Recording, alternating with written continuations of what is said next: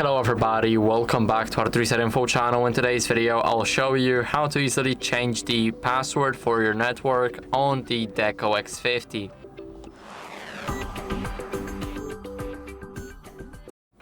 So first, let's get our phone ready. Now after that, open up the TP-LINK Deco app. There's a tutorial on our channel on how to do everything in the app. For example, login, set it up, set up the routers, access points. So now go to Wi-Fi settings, and here do not click anything, just click on the password. And now here you guys will be able to change it. So as you guys can see, now I'm changing the password, and now here we can see it. And after we click save here, then the password will be applied.